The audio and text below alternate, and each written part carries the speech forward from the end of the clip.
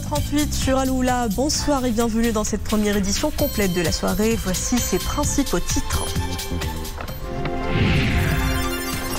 Sa Majesté le Roi souligne la disposition du Maroc à concourir efficacement à rehausser le niveau de partenariat stratégique sino-arabe. Dans un discours adressé au premier sommet sino-arabe qui se tient à Riyad en Arabie Saoudite, discours dont lecture a été donnée par le chef du gouvernement, Aziz Akhannouch. Les grandes lignes du discours royal à l'ouverture du journal.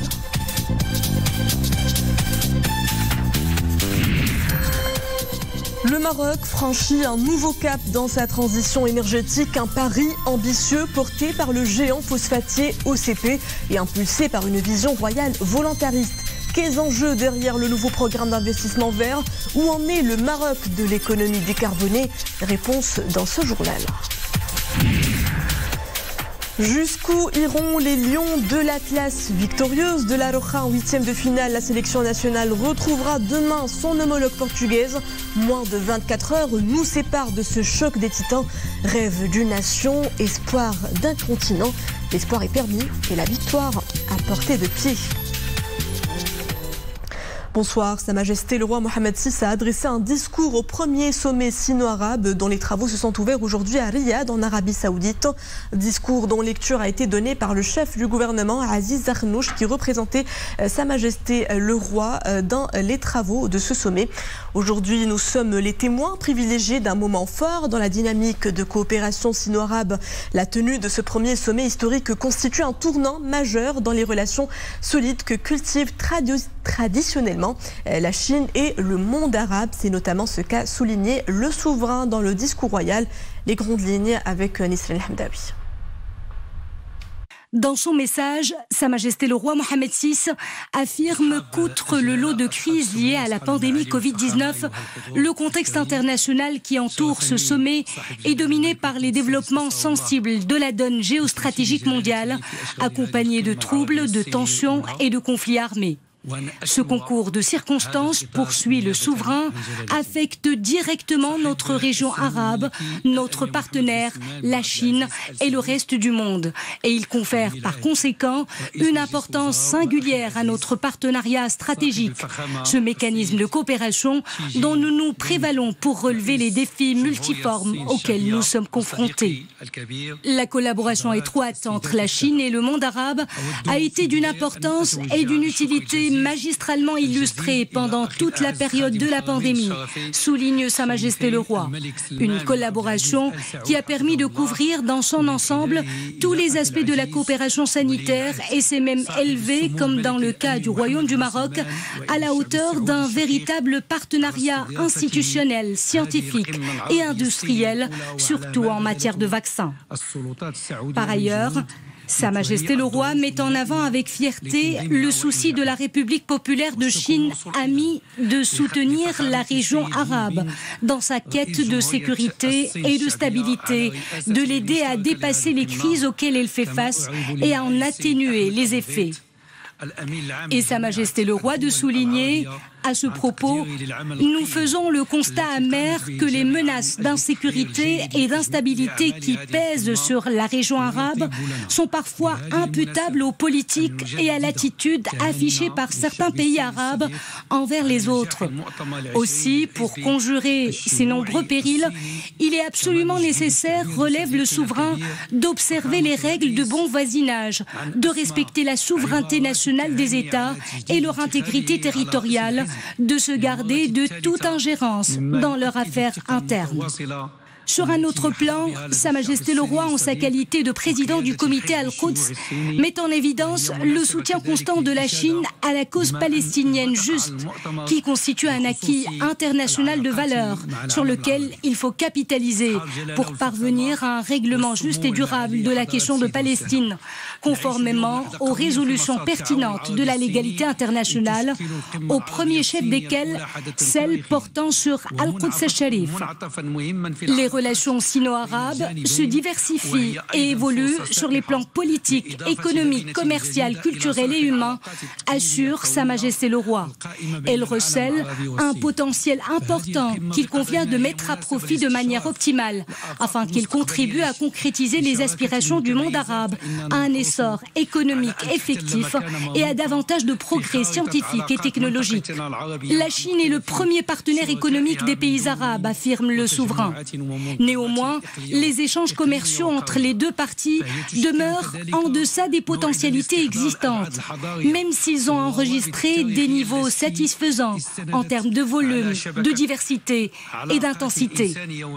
Nous réitérons l'adhésion du Royaume du Maroc à la politique d'une seule Chine, comme base des relations entre les deux pays amis. Notre soutien aux initiatives lancées par la Chine, telles que le groupe des amis de l'initiative pour le développement mondial, reflète le niveau de coopération étroite entre les deux pays amis, affirme le souverain. Le Maroc souhaite également, poursuit Sa Majesté le Roi, d'aller de l'avant dans la consolidation du partenariat stratégique conclu entre les deux pays en mai 2016 et entériné par le mémorandum d'entente sur l'initiative de la ceinture et de la route. Nous ambitionnons ainsi d'élargir les horizons de la coopération bilatérale vers de nouveaux secteurs prometteurs et à forte valeur ajoutée, assure Sa Majesté le Roi.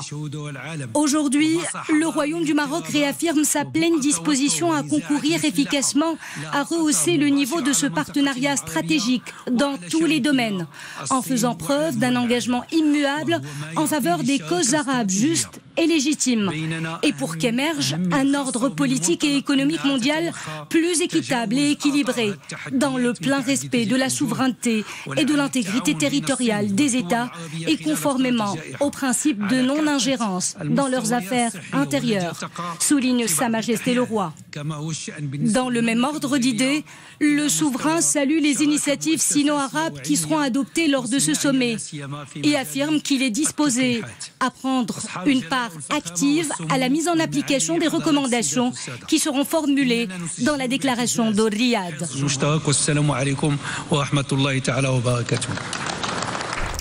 Toujours à Riyad, le Conseil suprême de coopération des États arabes du Golfe réitère ses positions et décisions fermes en faveur de la marocanité du Sahara et la préservation de la sécurité et de la stabilité du Royaume du Maroc ainsi que de son intégrité territoriale.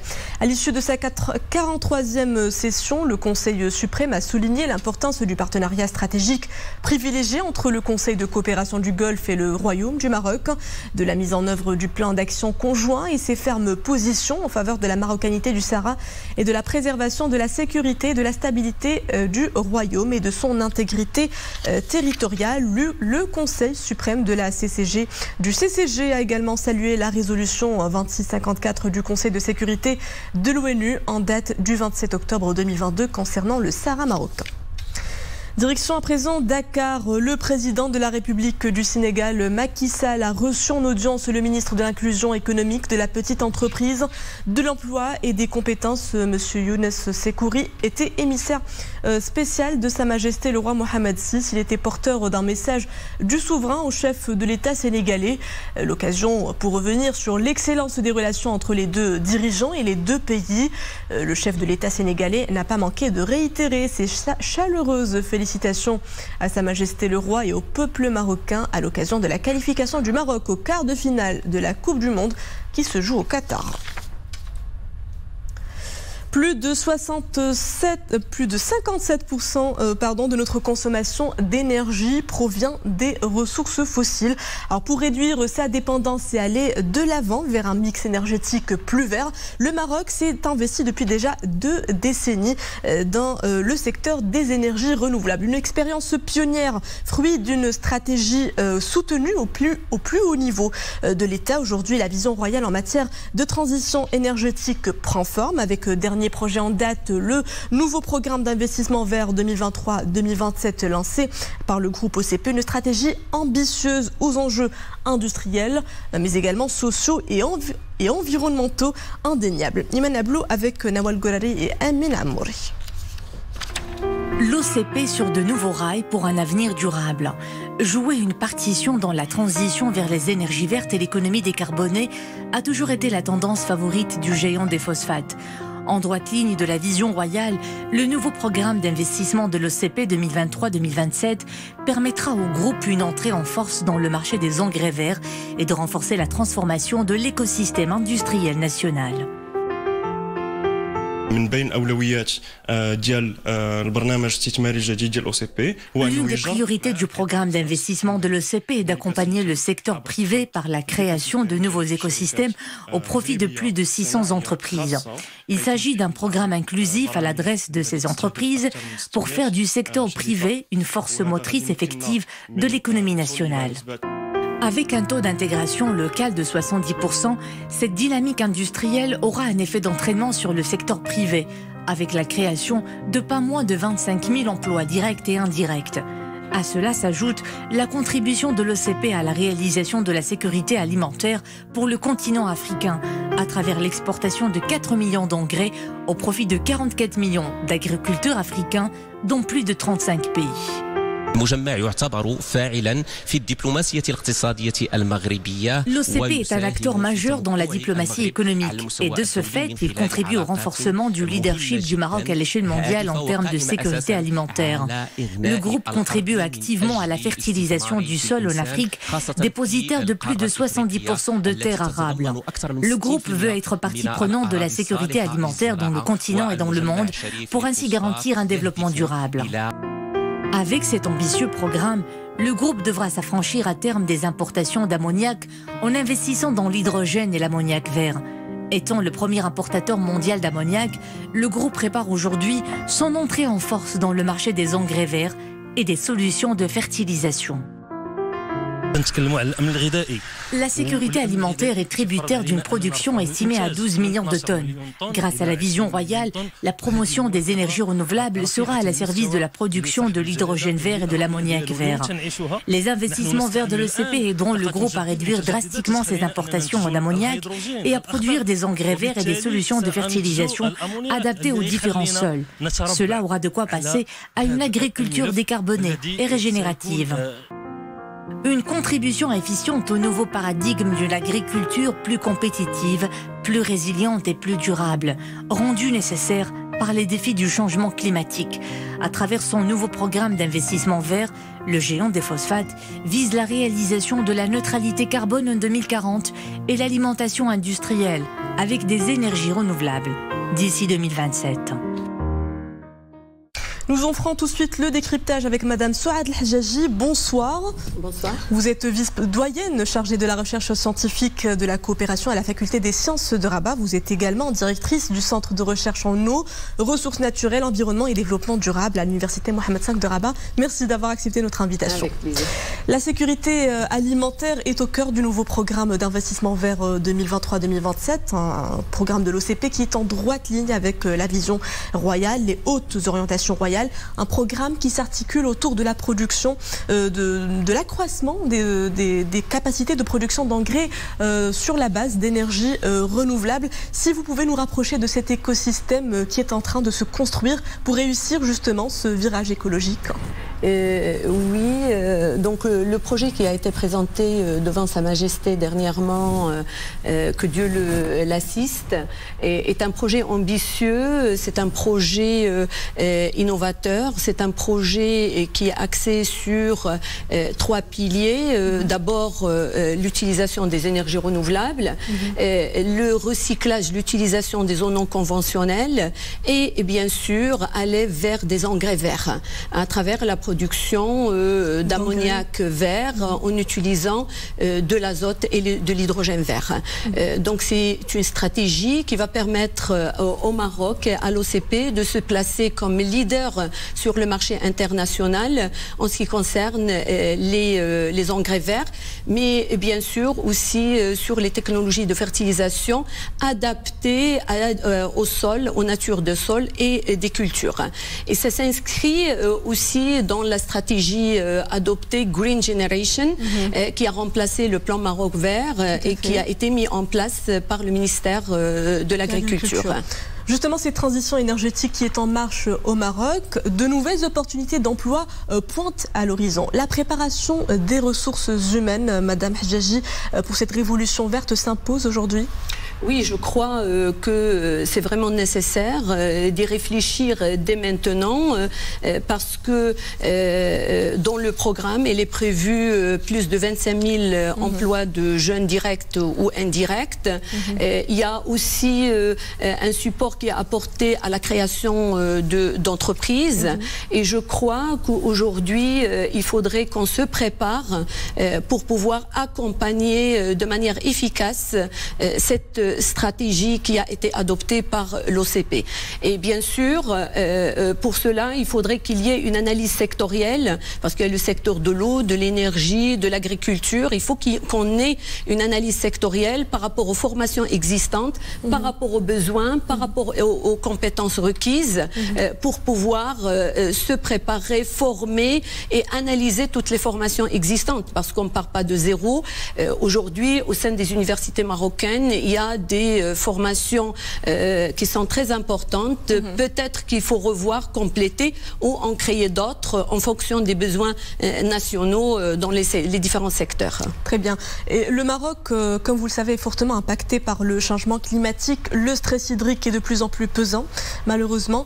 Et l'OCP, dans le cadre de son programme d'investissement, privilégie des solutions vertes pour faire face à cette situation, notamment avec le dessalement de l'eau de mer ou encore la réutilisation des eaux usées. Peut-on dire qu'aujourd'hui, les ressources non conventionnelles seraient la planche de salut pour assurer justement une sécurité hydrique pour le pays ? Oui, sûrement, parce que, comme vous le savez, l'OCP est un secteur qui est très consommateur d'eau et je crois que la solution aujourd'hui devant nous est d'utiliser les eaux non conventionnelles parce que on est en train de vivre un impact, l'impact des changements climatiques, le manque de pluie. Il y a une exigence aujourd'hui de préserver les ressources en eau et d'aller vers les ressources non conventionnelles, à savoir le dessalement de l'eau de mer, les eaux saumâtres, les eaux usées traitées. Et je crois que l'OCP, à travers sa stratégie, il va dans cette voie-là par l'augmentation des capacités des stations de dessalement de l'eau de mer, des stations de traitement des eaux usées. Et je crois qu'il est prévisible que déjà en 2024, que l'OCP passe à l'utilisation des eaux non conventionnelles. Souad Hadjaji, je vous remercie pour cet éclairage. Je rappelle que vous êtes vice-doyenne chargée de la recherche scientifique et de la coopération de la Faculté des sciences de Rabat. Vous êtes également directrice du Centre de recherche en eau, ressources naturelles, environnement et développement durable de l'Université Mohamed V de Rabat. Merci à vous. Merci. Et on enchaîne tout de suite avec le sport, la rubrique spéciale Coupe du Monde. C'est tout de suite en compagnie de Boubka Benrabret. Bonsoir Boubka. Bonsoir Mariam. Alors moins de 24 heures nous séparent du match Portugal-Maroc. C'est l'espoir de tout un continent qui se joue demain, Boubka. Effectivement, après une victoire éclatante face à l'Espagne au tir au but, avec notamment Yacine Bounou héroïque, les hommes de Walid Regragui affronteront le Portugal donc demain avec le même état d'esprit. Continuer sur leur lancée et écrire une nouvelle page de l'histoire du football national. Les supporters, Mariam, joueront certainement un rôle de premier plan, comme à leur habitude, en poussant de la voix jusqu'à la victoire. Il est vrai que le Portugal est donné favori. Ils veulent gagner la Coupe du Monde comme les Espagnols. C'est ce qu'a déclaré Walid Regragui en conférence de presse. Je vous propose de l'écouter à propos de ce match de quart de finale Maroc-Portugal.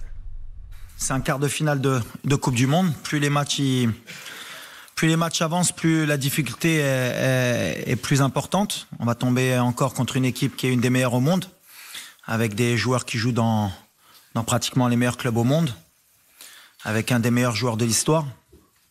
Donc voilà, on sait que ça va pas être facile, mais comme l'Espagne, comme contre la Belgique, comme contre la Croatie, de toute façon, tous ces matchs-là sont de la même difficulté. Donc voilà, on va donner le maximum encore pour essayer de créer encore la surprise, puisque personne ne nous attendait ni en huitième ni en quart. Maintenant, on a encore un match important pour rentrer encore plus dans l'histoire. Et on est très motivés pour réussir notre challenge. Car on est là pour déjouer le pronostic. Walid Regragui affiche clairement son intention de passer le cap des quarts de finale. Passer le cap des quarts de finale et aller le plus loin possible. Mais il faut dire qu'avec 4 matchs intenses, il y a eu énormément de blessés et de la fatigue aussi. Le staff médical fournit d'ailleurs des efforts considérables pour permettre aux joueurs blessés d'être aptes pour le match contre le Portugal et éviter de mauvaises surprises avant la rencontre. Je vous propose d'écouter Walid Regragui à ce sujet. Et à l'état de fatigue et les blessés, je le répète, depuis le début de la compétition, on ne va pas se cacher. On n'est pas là pour se plaindre. Une compétition, quand tu veux aller loin, quand tu veux la gagner, il faut compter sur tout le monde et il faut que tout le monde soit prêt. On a un staff médical, je l'ai dit la dernière fois, et on a une fédération qui travaille très bien pour que les joueurs puissent jouer cette compétition à chaque fois à leur maximum. On a des moyens de récupération. Aujourd'hui, ce qui m'importe, c'est justement d'envoyer un signal, c'est que peu importe qui va rentrer, et on va donner le maximum et on ne se cherchera pas d'excuses qu'il manquait un tel ou un tel. Donc voilà, aujourd'hui, comme je l'ai dit, si c'est Naïf qui peut jouer, il jouera. S'il ne peut pas, ce sera un autre. Et celui qui rentre donnera le maximum. On est venu en mission ici. Et il y a beaucoup de joueurs qui ont débuté la compétition blessés. C'est ce que j'ai dit. Et ce qui est magnifique, c'est qu'on n'a pas vu le Maroc encore à 100%. On n'a pas vu le Maroc encore à 100%, nous le verrons, Inch'Allah, demain. Alors, en parlant de récupération, on a l'habitude de penser, quand c'est une récupération, d'un petit galop le lendemain, d'un petit footing, mais je crois que ça va au-delà de tout cela. Nous allons tout savoir sur la récupération, bien sûr, des joueurs après des matchs intenses avec notre invité ce soir depuis Doha, Mustafa Alaoui. Bonsoir. Je rappelle, vous êtes docteur en physiologie de l'effort, expert en entraînement sportif et également préparateur physique professionnel en football. Alors, vous avez entendu avec nous ce qu'a dit Walid Regragui à propos, bien sûr, des joueurs et de cette fatigue après ces matchs intenses. Alors, ma première question, elle est toute simple, moi. Je voudrais savoir quelle est la relation entre l'effort physique, tout d'abord, et la récupération.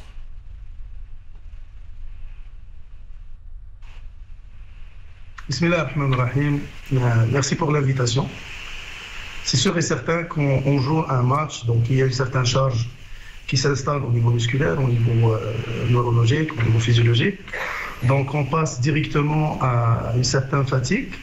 Après la fatigue, donc il y a une certaine, si on peut, pour le processus normal, donc il y a une certaine récupération. La récupération, il y a une phase rapide et une phase lente. Puis après, il y a une certaine adaptation. Puis est-ce qu'on est capable d'avoir une adaptation rapide ou on va avoir une désadaptation? Donc, selon les matchs que notre pays chef et notre équipe nationale, ils ont joué 4 matchs. Donc, c'est sûr et certain qu'il y a une fatigue énorme, la charge d'entraînement, la charge des matchs, c'est énorme. Et est-ce qu'on a eu le temps nécessaire pour une adaptation, une récupération? Et la question qui se pose, il y a d'autres éléments qui rentrent en jeu. Est-ce que plusieurs éléments qui rentrent en jeu qu'on pourra les discuter prochainement? Alors, comme vous le dites, après 4 matchs intenses, donc les joueurs ressentent de la fatigue, nous le disions. Alors, c'est quoi la fatigue en football? Parce qu'un athlète qui court un 3000 mètres ressent également de la fatigue. Est-ce que c'est la même fatigue? C'est sûr et certain que chaque sport, il y a ses spécificités. Par exemple, un sport par exemple l'athlétisme, tu devras courir directement sur une ligne droite ou un 1500 mètres ou un 5000, mais un match de football, c'est sûr qu'il y a des efforts qui sont d'ordre intense, d'intensité très élevée, il y a des explosions. Et la question qui se pose, est-ce qu'on est capable d'avoir assez de jus, d'énergie pour répéter ces efforts-là sur une longue durée?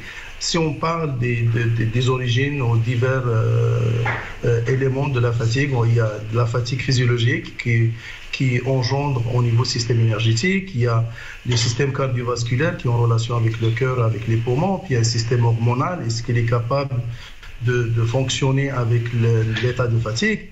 Il y a un côté qui est neurologique, c'est un système nerveux central, système neuromusculaire, système neurovégétatif, puis il y a le côté psychologique qu'il ne faut pas l'ignorer, tout ce qui est en relation avec le stress, l'anxiété, la peur, qui joue un énorme impact sur la récupération. Donc la fatigue, il dépend entre autres avec les matchs qui ont joué confrères de l'équipe nationale. L'intensité, la durée, l'intensité des efforts, la fréquence des matchs. Docteur, en parlant de récupération, nous venons de voir des images de joueurs enfermés dans des chambres froides. Hakimi Amrabat, la thérapie par le froid, en quoi est-elle indispensable à la récupération ? C'est sûr et certain que là, on rentre dans des protocoles de récupération, qui en a plusieurs, et la recherche a déterminé des éléments d'ordre, est-ce qu'ils sont efficaces ou ils ne sont pas efficaces. Par exemple, les principes moyens de récupération, on voit par exemple ce qu'on a vu avec quelques joueurs de l'équipe nationale, entre autres notre joueur, dont je ne me souviens pas du nom, c'est des techniques de récupération par le froid. Ils sont très connus, soit avec des gelées glacées, soit des poches glacées, soit air froid pulsé, soit des immersions en eau froide, ce qu'on a vu avec oui, docteur, mais on a vu des joueurs avec des températures de moins 60 degrés. C'est sûr et certain. Mettre le genou dans... chercher. Effectivement, s'il y a de la recherche, il y a pas mal de recherches qui ont déterminé qu'il y a la possibilité d'y aller chercher l'enzyme, la créatine kinase, qu'on pourra y aller nous aider dans la récupération. C'est un petit peu rapide. Le seul point que je vais un petit peu mettre, que je vais un petit peu souligner, souvent le froid c'est un effet antalgique. Et le fait qu'on a cet effet antalgique, donc on va penser qu'on est bien récupéré, mais en fait, on va masquer un côté de fatigue, mais peut-être il pourra, si on peut dire, pas donner à son côté. Alors, docteur Mustapha Alaoui, ma dernière question très rapidement. On ne peut pas passer à côté. Votre point de vue et vos sentiments concernant le match de demain face au Portugal. C'est sûr et certain que moi, je rassure le spectateur qu'on a les mêmes... un joueur professionnel avec les matchs qu'on a joués, c'est pas seulement nous autres qu'on a joué ces matchs-là qui sont cette intensité de charge de match. Donc, on sait que le Portugal aussi... Même chose. La seule différence, c'est que nous, on a ajouté à peu près 30 minutes de prolongation dans le dernier match avec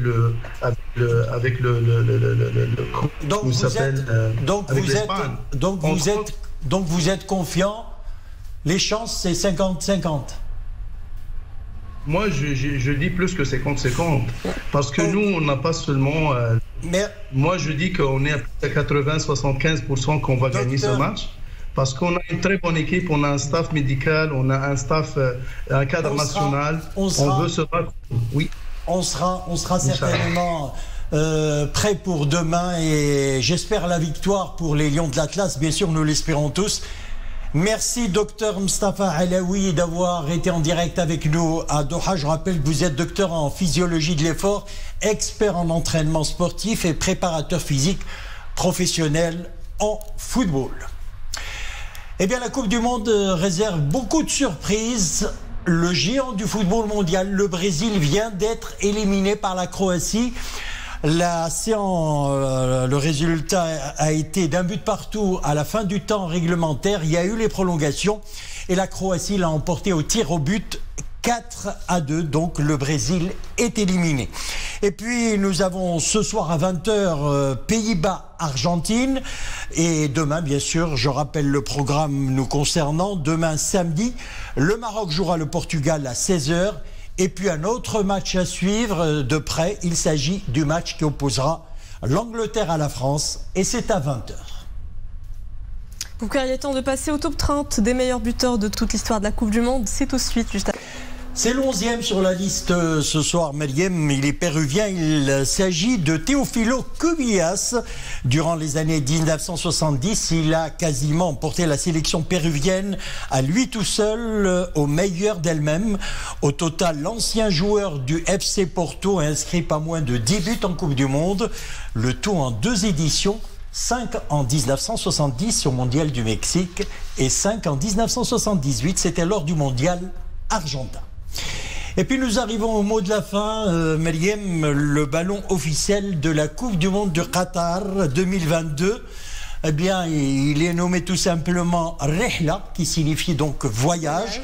Exclusivement à partir, bien sûr, de Col et bien sûr de base d'eau. Il est l'un des ballons les plus respectueux de l'environnement jamais conçu pour une Coupe du Monde.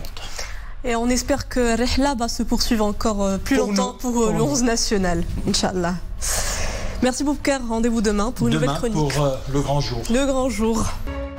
Préparez vos parapluies, l'épisode pluvieux se poursuit. Tout le week-end, il tombera entre 80 et 100 mm à Chefchaouen. Les reliefs relevant des provinces de Larache, Tétouan, Al-Husseima et Ouazen. De fortes averses, parfois orageuses, qui déborderont vers Tanger, Sela, Fah, Sanjra, Taza et Taounat, avec des hauteurs estimées comprises entre 40 et 80 mm. Des pluies moins abondantes attendues à Kenitra, Sidi Qassem, Moulay Yacoub, Medziak Fneder et Meknes, où il tombera entre 30 et 45 mm. Attention toutefois au vent, il soufflera assez fort sur les plaines au nord des Sabira, le Seis et le Rif occidental. C'est ainsi que prend fin cette édition. Merci à vous de l'avoir suivi. Rendez-vous donc demain pour un nouveau journal.